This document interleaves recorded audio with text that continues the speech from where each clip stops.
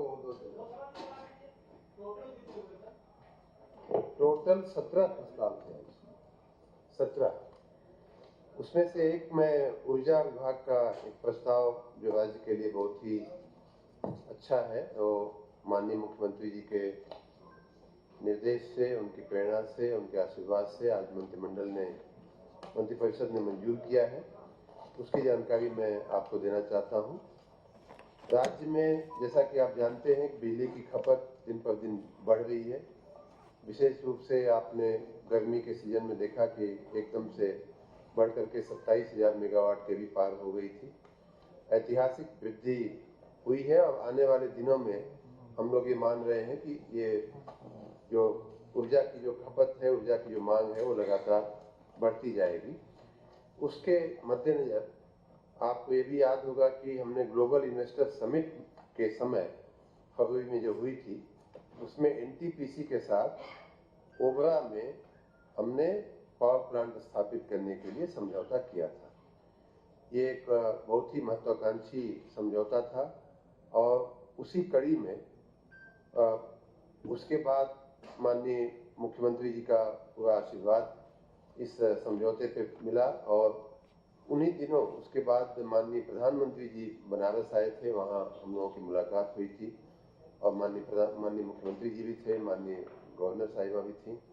तो प्रधानमंत्री जी के साथ चर्चा में ये बात हमने रखा कि ओबरा और ये जो क्षेत्र है सोनभद्र का, ओबरा, अनपरा, ये पूरे देश का, पूरे उत्तर प्रदेश का ही नहीं बल्कि पूरे देश का एनर्जी हब बन सकता है।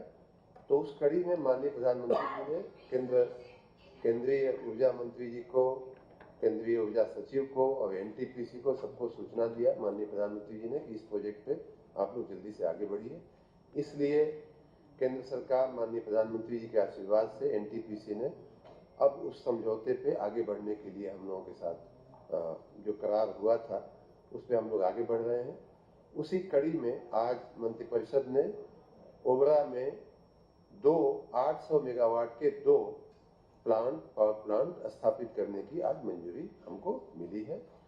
ये राज्य का पहला अल्ट्रा सुपर क्रिटिकल यूनिट होगी। मतलब इस तरह का प्लांट जो है अभी तक अपने राज्य में बना नहीं है। आपने सुपर क्रिटिकल सुना होगा, लेकिन अल्ट्रा सुपर क्रिटिकल शब्द ये पहली बार उत्तर प्रदेश के पावर सेक्टर में आ रहा है।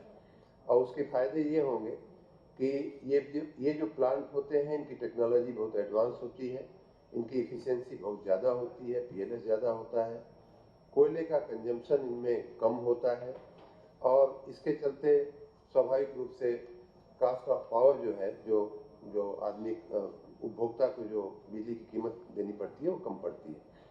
तो इस प्रकार ये 800 मेगावाट के 2 प्लांटों की यूनिट ओबरा डी के नाम से हम लोग उसको नाम दिए हैं, ओबरा डी करके ये स्थापित होगी। वहाँ हमारे पास लगभग 500 एकड़ हमारी कॉलोनी में जमीन है, उसी जमीन पर ये प्लांट बनेगा। जो अन्य जमीन आवश्यक होगी उसको ले लिया जाएगा। ये उत्तर प्रदेश सरकार और एनटीपीसी का 50-50 का ज्वाइंट वेंचर बना करके इस प्रोजेक्ट को अमल किया जाएगा। इसमें 30% इक्विटी हम लोग देंगे, दोनों पार्टियां, मतलब कि हम, राज्य सरकार और एनटीपीसी देगी, और 70% इसका बैंकों से या वित्तीय संस्थाओं से लोन लेने का हम लोगों का विचार है। इस प्रकार ये यूनिट अब आज मंत्रिमंडल की मंजूरी के बाद हम लोग इसके स्थापना की दिशा में आगे बढ़ेंगे। उम्मीद है कि पहला यूनिट इसका 50 महीने में और दूसरा यूनिट इसका 56 महीने में बन करके तैयार हो जाएगा और इसको हम जनता की सेवा में डाल सकेंगे।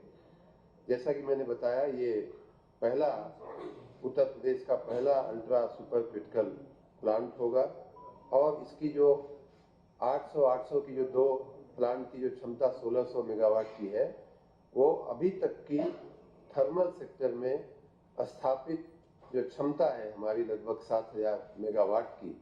तो आप देख सकते हैं कि लगभग उसकी 1/4 क्षमता का ये प्लांट बनने जा रहा है, जो बहुत ही बड़ा, बहुत ही ऐतिहासिक और टेक्नोलॉजी की दृष्टि से बहुत ही महत्वपूर्ण एक कदम है। इसका टोटल प्रोजेक्ट कॉस्ट जो है वो 17,000, आपने अच्छा किया याद प्रश्न पूछा, 17,985 करोड़।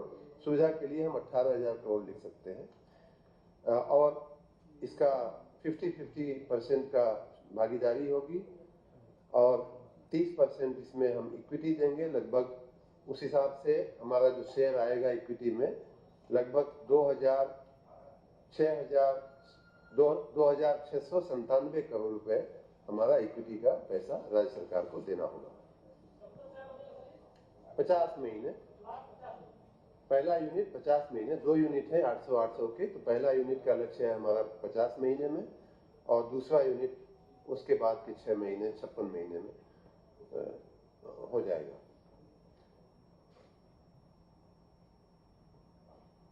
धन्यवाद। हमारी ओर से इतना ही।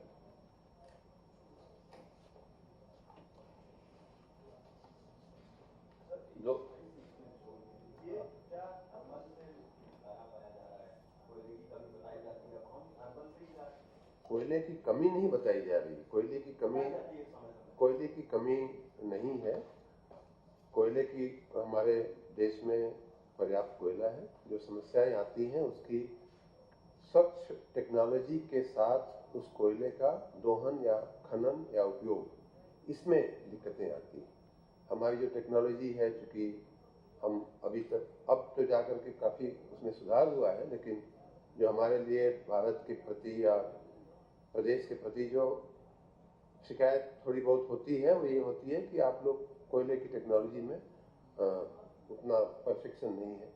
लेकिन हमने माननीय प्रधानमंत्री जी के नेतृत्व में जो ग्लोबल वार्मिंग और कार्बन क्रेडिट और ग्रीन क्रेडिट के क्षेत्र में जो काम हुआ है उसमें हम अच्छी टेक्नोलॉजी अब लेकर के विदेशों से आए हैं। कई देशों में अच्छी टेक्नोलॉजी थी, इसलिए अब कोयले का खनन करके कोयले का उपयोग करने में कोई दिक्कत नहीं है। और इस प्लांट की एक और अच्छी बात यह है कि बगल में ही NCL जो हमारी जो कोल की खदान कोल की जो माइंस है वहीं से इसको कोयला मिलेगा, तो बहुत ही नज़दीक इसका कोयले का भंडार है। इसीलिए ये बहुत सस्ती बिजली हम दे पाएंगे। वर्तमान में हम जो खरीद रहे हैं लगभग 5.5 रुपए प्रति यूनिट के हिसाब से हम खरीदते हैं बिजली, जो एवरेज कास्ट है, कुछ तो और भी ज़्यादा है। और उसकी अपेक्षा जो इस प्लांट से जो बिजली अपेक्षित है वो 4.89 रुपए प्रति यूनिट की दर से अपेक्षित है। मतलब लगभग 1 रुपए सस्ती हम बिजली अपने उपभोक्ताओं को दे पाएंगे प्लांट लगने के बाद। उपभोक्ताओं को बिल्कुल सस्ती, वही हम उपभोक्ताओं को लगभग 1 रुपया सस्ती बिजली हम दे पाएंगे, क्योंकि कोयला नज़दीक है, टेक्नोलॉजी एडवांस है, ज़्यादा PLF पे चलेगा, कम कोयले में कम लागत में ज़्यादा बिजली उत्पादन करेगा। धन्यवाद। दूसरा जो महत्वपूर्ण निर्णय रहा है आज मंत्रिपरिषद का, जनपद रामपुर में शाहाबाद रामपुर बाजपुर मार्ग राज्य मार्ग संख्या 144 के चैनेज 0 से 30100 तक और चैनेज 48.754 से 76.246 कुल लंबाई 57.592 किलोमीटर के चौड़ीकरण और सुदृढ़ीकरण कार्य को प्रशासकीय और वित्तीय स्वीकृति प्रदान की गई है। इस मार्ग की कुल लागत 2,05,36,51,000 रुपए के व्यय का अनुमोदन भी मंत्रिपरिषद द्वारा किया गया है। यह मार्ग रामपुर की तहसील शाहाबाद से प्रारंभ होकर रामपुर स्वार होते हुए उत्तराखंड राज्य के पर्यटन स्थल जिम कॉर्बेट पार्क रामनगर और नैनीताल को जाता है। इसके बन जाने से यातायात जो दिल्ली और लखनऊ को भी आता है वह एक काफी सुलभ हो जाएगी। इसके अतिरिक्त शाहाबाद बिशौली कचला नंगा घाट मार्ग HS स्टेट हाईवे 109 का यातायात भी इस मार्ग से होकर गुजरता है, जो बाद में जाकर अलीगढ़ चंदौसी मुरादाबाद को जोड़ता है। उक्त मार्ग बरेली के रामनगर को भी जोड़ता है, जो जैन धर्म का प्रसिद्ध तीर्थस्थल है। यह मार्ग चौड़ीकरण और सुदृढ़ीकरण हो जाने से शहरी एवं गांव की आबादी लाभान्वित होगी और इसका चौमुखी विकास होगा। ये 7 मीटर से 10 मीटर चौड़ी की जाएगी। दूसरा, मां विंध्यवासिनी देवी कॉरिडोर के विस्तारीकरण और सुंदरीकरण के लिए उसके अंतर्गत आने वाले पार्सल 1, 2, 2A, 3, 3, 3A, 4, 5 में जन सुविधाओं के निर्माण हेतु अतिरिक्त भूमि निर्मित भवनों के ध्वस्तीकरण और मलबा निस्तारीकरण के संदर्भ में है। तो इसके माध्यम से वहां पर मां विंध्यवासिनी कॉरिडोर के विकास की दृष्टि से विशेष रूप से जो वहाँ त्रिकोण का दर्शन है, मां विंध्यवासिनी का, अष्टभुजी देवी जी का, मां काली खो के दर्शन की जो मान्यता है, जहाँ तीर्थयात्री आते हैं, कोतवाली जाने वाली रोड जो है वो बहुत सक्रिय है, तो उसके माध्यम से उसको चौड़ीकरण किया जा सकेगा। और इसलिए डिमोलिशन के लिए आज मंत्रिपरिषद ने इस पर आने वाले कुछ निर्माण को सहमति दिया है, जिनका आकलन जो मूल्य का किया गया था वो 63,05,000 रुपए का व्यय यह माना गया था कि इससे यह आएगा। तीसरा जो महत्वपूर्ण निर्णय, जो दूसरा महत्वपूर्ण निर्णय है, यह तीसरा शर्मा साहब को लेकर के, रानीपुर टाइगर रिजर्व जनपद चित्रकूट के निकट पर्यटन विकास के लिए भूमि पुनर्ग्रहण करने का। उत्तर प्रदेश में लगभग 16,620 वर्ग किलोमीटर क्षेत्र के भीतर वन क्षेत्र के साथ अनेक सुंदर परिदृश्य हैं। वन विस्तार, बहती नदियां, लुभावने सुंदर झरने, बड़ी संख्या के लुप्तप्राय पक्षियों और जानवरों की उपलब्धता है। बुंदेलखंड क्षेत्र में स्थित रानीपुर टाइगर रिजर्व मध्य प्रदेश के पन्ना टाइगर रिजर्व से सिर्फ 150 किलोमीटर दूरी पर स्थित है और इसलिए तहसील मानिकपुर चित्रकूट के अंतर्गत रानीपुर टाइगर रिजर्व, मारकुंडी निरीक्षण गृह और उसके आसपास के स्थानों पर पर्यटन विकास के कार्यों के लिए लैंड बैंक के चिन्हांकित भूमि, जिसका कुल रकबा 49.364 हेक्टेयर है, उक्त भूमि खतौनी में ग्राम समाज की बंजर श्रेणी के भीतर दर्ज है। इस रिजर्व में बाघ, तेंदुआ, भालू, सांभर, चींटीदार, हिरण, चिंकारा और कई पक्षी तथा सरीसृप पाए जाते हैं। वर्तमान में उत्तर प्रदेश में दुधवा, पीलीभीत और अमनगढ़ के बाद यह राज्य का चौथा टाइगर रिजर्व होगा। रानीपुर टाइगर रिजर्व अधिसूचित हो जाने के बाद भारत सरकार के प्रोजेक्ट टाइगर का हिस्सा हो गया है। इस योजना में भारत सरकार तथा राज्य सरकार की बराबर की धनराशि प्राप्त होगी। पर्यटन विकास संबंधी गतिविधियों के फलस्वरूप स्थानीय लोगों को रोजगार के अवसर प्राप्त होंगे और स्थानीय लोगों के आर्थिक सामाजिक जीवन स्तर का उन्नयन भी किया जा सकेगा।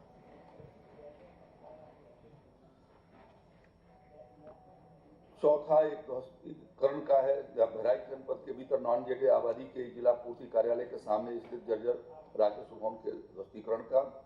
पांचवा, भारत सरकार के पूर्व निर्धारित मिशन वात्सल्य योजना, जो पहले बाल संरक्षण योजना के नाम से चलती थी, उसके जो नवीन गाइडलाइन है भारत सरकार की, उसको अंगीकार करने का निर्णय उत्तर प्रदेश मंत्रिपरिषद ने किया है और इसके अंतर्गत महिला और बाल विकास विभाग की देखरेख में संरक्षण की आवश्यकता वाले विरुद्ध कार्य में जो बच्चे लिप्त रहते हैं, उनको संरक्षण देकर उनका कल्याण और पुनर्स्थापन को सुनिश्चित किए जाने के लिए यह योजना प्रतिबद्ध है। इसमें समेकित बाल संरक्षण योजना ICPS 24/11/10 को संचालित की गई थी। 2017 में योजना का नाम परिवर्तित करके बाल संरक्षण योजना CPS कर दिया गया था और वर्ष 2022-23 में मिशन वात्सल्य योजना के नाम से इसे संचालित किए जाने का निर्णय लिया गया है। इसमें विधि विरुद्ध कार्यों में लिप्त बच्चों को संरक्षण, कल्याण और पुनर्स्थापन को सुनिश्चित किए जाने का एक समेकित प्रयास है और यह योजना भारत सरकार द्वारा निर्धारित फंडिंग पैटर्न 60-40 के रेशियो उसके गाइडलाइंस के अनुसार ये लागू की जाएगी। इस योजना के अंतर्गत राजकीय संस्थाओं में निवासरत बच्चों के भरण पोषण पर प्रतिमाह 4,000 रुपए की धनराशि व्यय की जाती है। स्वैच्छिक संगठनों के माध्यम से संचालित सभी प्रकार के गृहों में निवासरत इस प्रकार के बच्चों के भरण पोषण पर भी प्रतिमाह 2,000 रुपए की धनराशि व्यय की जा रही थी। इसे बढ़ाकर अब बच्चों के भरण पोषण पर 4,000 रुपया प्रतिमाह की धनराशि व्यय किए जाने का प्रस्ताव है।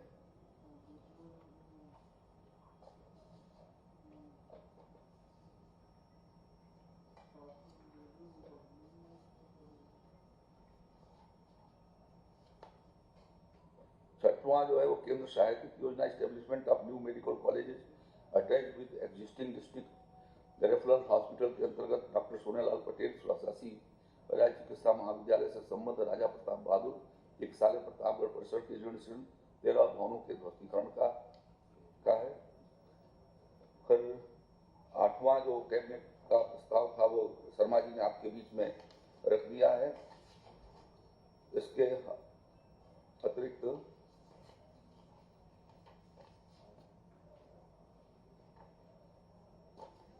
जो इम्पोर्टेंट है वो मैं आपको बता देता हूँ।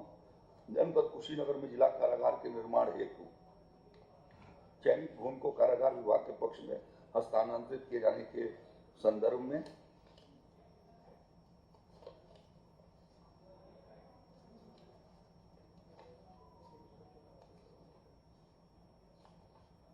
इसमें अभी तक कुशीनगर जनपद में कारागार नहीं है और देवरिया के भीतर उसका संचालन होता है और यह 1000 बंदी क्षमता का कारागार निर्माण किया जाएगा। 26.875 हेक्टेयर जमीन पर 24.66 हेक्टेयर पुनर्ग्रहण के माध्यम से ग्राम समाज की जमीन 1.434 हेक्टेयर भूमि सहित 26.094 हेक्टेयर भूमि कारागार विभाग को प्राप्त कराई जा चुकी है और शेष 781 हेक्टेयर की भूमि जो कारागार के निर्माण है चयनित भूमि के अंतर्गत पड़ रही है उसमें राजस्व विभाग की सीलिंग भूमि 0.491 हेक्टेयर भूमि, लोक निर्माण विभाग की 0.68 हेक्टेयर भूमि और सिंचाई विभाग के जल संसाधन विभाग का 0.22 हेक्टेयर भूमि सम्मिलित को कारा विभाग के पक्ष में निःशुल्क हस्तांतरित किए जाने का मंत्रिपरिषद ने अनुमोदन दिया है।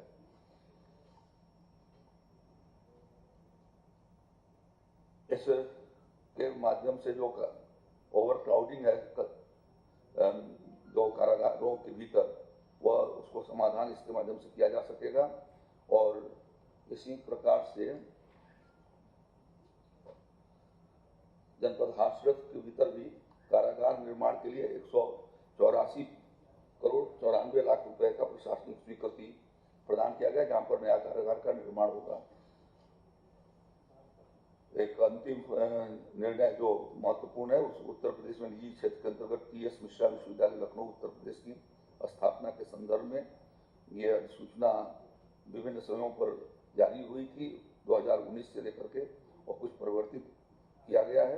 प्रायोजक संख्या निर्गत किए गए आशय पत्र के संबंध में धारा 6 धारा 2 के अंतर्गत राज्य सरकार को उसके अनुपालन आख्या शपथ पत्र के साथ आशय पत्र जारी करने के दिनांक से अधिकतम 2 वर्ष के अवधि के भीतर प्रस्तुत किया जाने का अनुपालन में विफल किए जाने के लिए आशय पत्र को वापस लेने की शर्त राज्य सरकार में की गई है।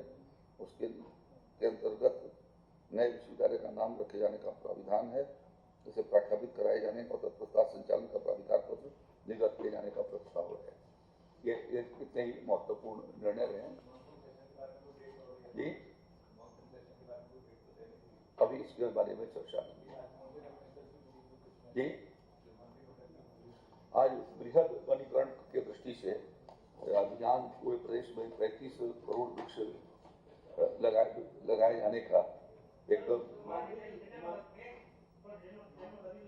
जी वो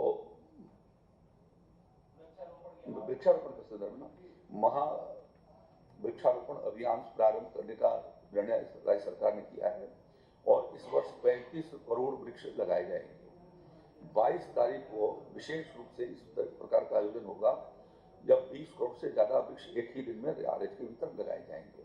फिर दूसरा अभियान 15 अगस्त को शुरू होगा और इस बीच में लगातार जागरूकता के कार्यक्रम भी चलेंगे। प्रभात फेरियां निकलेंगी, बच्चों के बीच में लेखन प्रतियोगिता, चित्र प्रतियोगिता, निबंध प्रतियोगिता, इन सारे कार्यक्रमों का आयोजन होगा और प्रदेश के विभिन्न विभागों को उसका एक टारगेट दिया गया है और जिसके माध्यम से यह बृहद वृक्षारोपण अभियान चलेगा। सबसे ज्यादा वन विभाग लगाएगा, उसके बाद ग्राम विकास, कृषि विभाग, इसी तरीके से सभी विभागों को यह एक लक्ष्य दिया गया है जो अपने लाभार्थियों को भी और साथ साथ में अपने विभाग के माध्यम से इसको लगवाएंगे।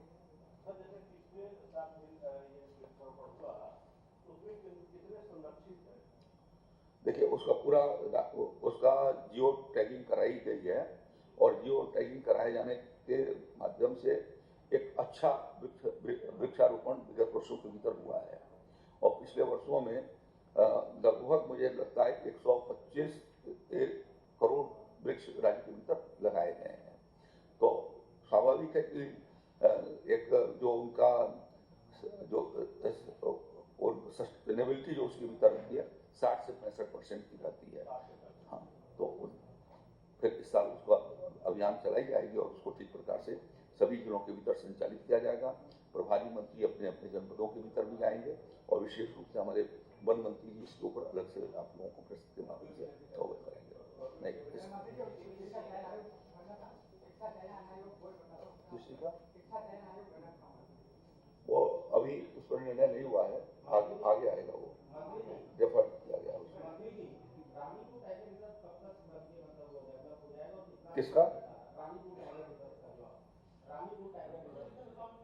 ये प्रक्रिया के भीतर है, वो तो वृक्ष लगाए जाएंगे वहां पर, उनके लिए सुविधाएं फैसिलिटी जाएंगी, तैयार हो जाएगा, वो प्रक्रिया के भीतर है। थैंक यू, धन्यवाद।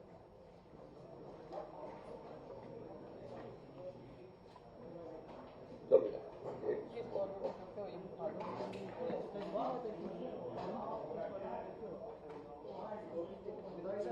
दिखा दो इसमें।